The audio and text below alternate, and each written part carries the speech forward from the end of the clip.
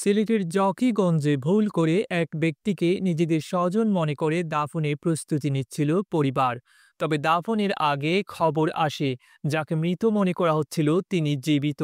পরে জানা যায় ভুলে অন্য একজনের মরদেহকে নিজেদের স্বজন হিসেবে শনাক্ত করা হয়েছিল। পুলিশি অনুমতি নিয়ে পরে ওই অজ্ঞাত পরিচয় ব্যক্তির দাফন সম্পন্ন হয়। রোববার ২২ জুন জকিগঞ্জ উপজেলার সুলতানপুর ইউনিয়নের ব্রাহ্মণ গ্রামে ঘটনাটি ঘটে। স্থানীয় সূত্রে জানা গেছে শুক্রবার ২০ জুন জকিগঞ্জ উপজেলা স্বাস্থ্য কমপ্লেক্সে চিকিৎসাধীন অবস্থায় মারা যান অজ্ঞাত পরিচয় এক ব্যক্তি।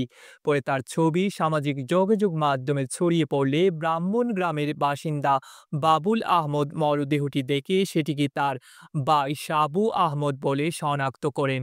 আইনি প্রক্রিয়া শেষে লাশটি তার কাছে হস্তান্তর করা হয়।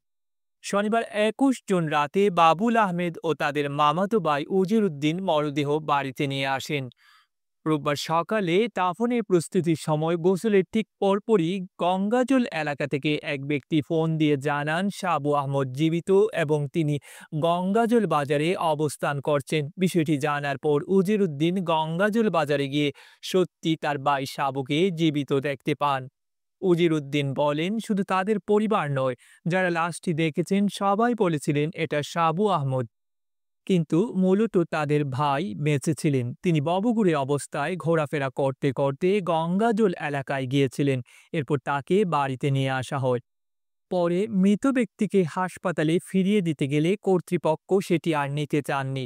এরপর দুপুরে স্থানীয় এতিচানগর কবরস্থানে তারাই মৃত ব্যক্তির লাশ দাফনের ব্যবস্থা করেন।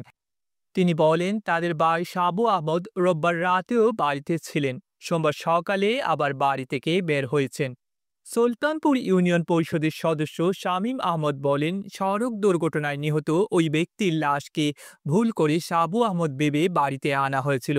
পরে দেখা যায় সাবু আহমদ বেঁচে আছেন। বিষয়টি এলাকায় বেশ আলোচনার জন্ম দিয়েছে।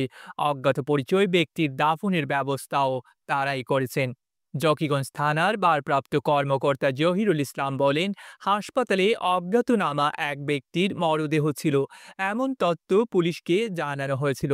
তবে পুলিশ নিহত ব্যক্তির মরদেহ নিতে গেলে জানানো হয় পরিচয় শনাক্ত করে পরিবারের কাছে হস্তান্তর করা হয়েছে।